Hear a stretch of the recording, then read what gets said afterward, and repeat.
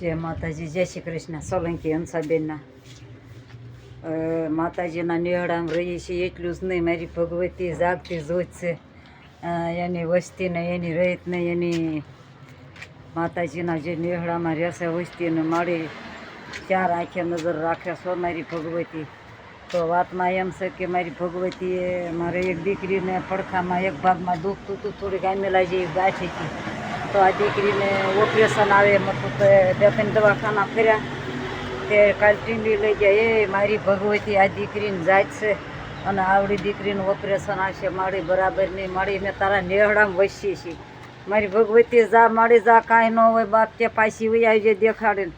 તે જઈને વહી આવી મારી દીકરીને કાંઈ ન આવ્યું, રૂપિયાની દવાઈ ન આપી, કાંઈ વાંધો નહીં. કે જાગ કાંઈ ગાંઠ જેવું પ્રમાણ જ ન બતાવી, ક્યાંય નજરે ન દેખાણું ને જે કાર્યક્રમ એનો જોવાનો હોય એમાં ક્યાંય દેખાણી જ નહીં ગાંઠ. એમાં કાંઈ નથી બાપ કે મારી ભગવતી ચારેય હાથ માથે રાખ્યા હો મારી ભગવતી. અત્યાર સુધી અમારે એમ હતું કે મેં માના નેહડામાં રહી જઈ, પણ અત્યારે અમને એટલો પાવર આવી ગયો કે મારી ભગવતી ને જો સમરીએ અને હાજરા હાજર એમ કહી દે જા બાપ કાંઈ નથી. મારી ભગવતી હાથ ફેરવી ગઈ, રાતો રાત સાંજે ઉપાધી મુકાઈ ગયા હતા. સવારે મેં માતાજીને સમરીને ક્યાંક મારી માનતા કરું છું, એ ખોપારી પોગું છું, પણ બે સડાવીશ મારી ભગવતી. તો મારા માતાજીએ કીધું કે જા બાપ કે તને સમાધાન થઈ જાય, તું દેખાડી આવી જા. ટીંબી જઈને પાછા આવ્યા, રૂપિયાની દવા ન દીધી. તો મારી ભગવતીનો એટલો પ્રતાપ છે. વાતમાં એમ છે કે આ મીઠુંનો ઉપયોગ કરવાની મેં રીત બતાવી હતી એક વખત, પણ ફરી એક વખત બતાવું છું અને હું ઉપયોગ કરું છું. રસોઈ કાળી નથી થતી, સરસ મજાની થાય છે રસોઈ, કાળી થતી જ નથી. કારણ કે એનો આપણે બનાવવાની રીત અલગ કરી છે. કારણ કે હવે જો અત્યારે આ જમવાની તૈયારી થઈ ને તો એ ટાઈમે આપણે આને ઉપર નાખી દેવાનું મીઠું. એટલે પહેલાં અડધું મીઠું આપણે આ નાખી દીધું હોય અને પછી અડધું મીઠું આમાંથી બે દોથા ભરીને નાખવાનું. એટલે હું ખવડાવું છું આ મીઠું. તો સરસ મજાનું બકાલું નાખેલું મારું સરસ મજાની ખીચડી તૈયાર થઈ ગઈ છે.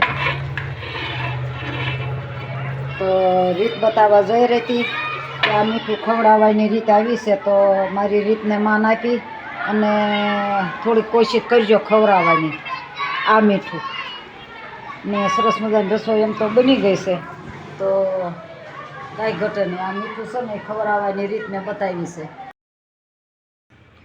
સરસ મજાનું વાળે સોળે સફાઈ કામ કરી નાખ્યું, કેવું ધોઈને સારું કરી નાખ્યું. આ શનિવાર હોય ને તે બે દી સારું રહે, સાફ કરી નાખ્યું. ડાઘા પડી ગયા બહુ ઢળ્યા પણ ન સારા થાય. બોખલા ને બોખલા બધું ધોઈ નાખ્યું. તો હવે ઘર બાજુ જઈએ અને પાછા દળણા લેતા ગયા છીએ. તો બપોર પછી બધાય દળણા દળી નાખશું, સુખડીના દાળ ઢોકળીના આવું બધું ટાઈમ અત્યારે વચ્ચે વચ્ચે કામ કરી લેવું પડે. તો રૂમ સફાઈ કરી દીધો રસોડું. બીજો તો આ કચરા પેટીમાં તો રહું છું, કાંઈ વાંધો નહીં. આમાં તો હાપય નીકળે ને દીપડાય નીકળે ને બધુંય નીકળે જ્યાં જ્યાં કરતાં.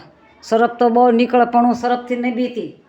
પૂછડો ચાલીને એક દાણ તો બહાર મૂકી હવા મેં રોજ મારી પાછળ પડી ગયો જાગને કંઈક બીજા રૂમમાં અને પગાવ્યો પૂછડું ચાલીને. તે રમતો ગયો ને તે બહાર લોબી શેમાં પડ્યો, બારણું બંધ કરી દીધું, નીકળ મેં કીધું શું કરવું. પણ રોજે રોજ ફૂફાડા મારતો આપણે. તમે બધા અત્યારે સાવધાનની સ્થિતિમાં છો, બરાબર? પહેલા આપણે વિશ્રામ કરી લઈએ. વિશ્રામ.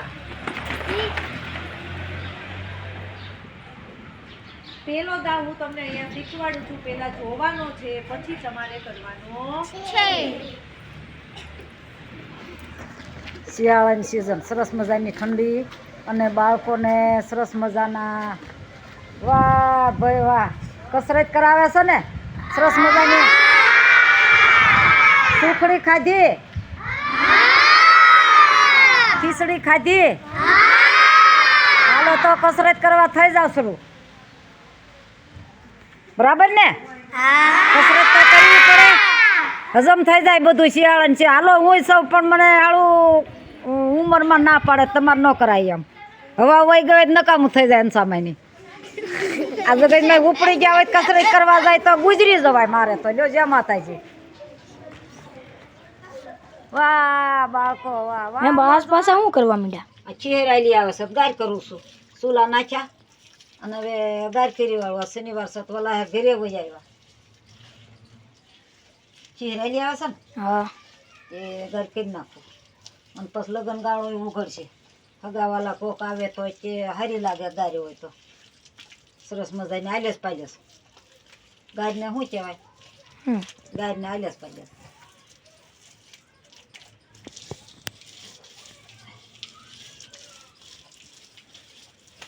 આવી ગાય હોય ગોઠણ દુખે ને એટલે બેઠા બેઠા હાલું ગોઠણ બહુ દુખે મને ઉકાઈ જાહે પછી હમણાં પાછું દવણું સારું કરીશ પાછું અમારે નિશાળ ચાલુ હોય ઉખડીનું કરીશ દળવાનું દાળ ઢોકળીનું કરીશ મંગળવારે દાળ ઢોકળી હોય મારે ઉખડી હોય તો સરસ મજાનું ભરડી નાખીશ દળી નાખીશ એ હમણાં આટલું છે બસ આટલું છે હમણાં ફૂટવાડ દઉં જો નાની એવી ગલેરી છે એમાં બજાર છે આ બાજુ ઢોર નીકળે અવર જવર થાય બસ આટલું બાકી રાખું આટલું પછી કરીશ હાલવાનું હોય ને એટલે હે બા ગાડી ક્યાં શીખવા જતા થોડી શીખવા જવાની હોય તો આથી આવડે હું તો પેલા નાની હતી તે દોઈને શીખી ગયેલી છો હા નાની હતી ત્યારે ચૂલા નાખતા શીખી ગાર કરતા શીખી અમારા ડુંગરમાં એવું લાદી નથી હું નાની હતી તે કોઈને ઘરે ગામમાં લાદી નથી તે ઘર ભોલકા રમતા હોય ને તે ગાય શીખી ગઈ નાના હોય ત્યારે એમ કરતા કરતા જો ચૂલો સરસ મજાનો થઈ ગયો ને હવે એક દી ચૂલો જોજે સરસ મજાની લાપસી કરી પહેલા વેલા તેડી બૂજ દેવાય પહેલા વેલા લાપસી કરી જોજો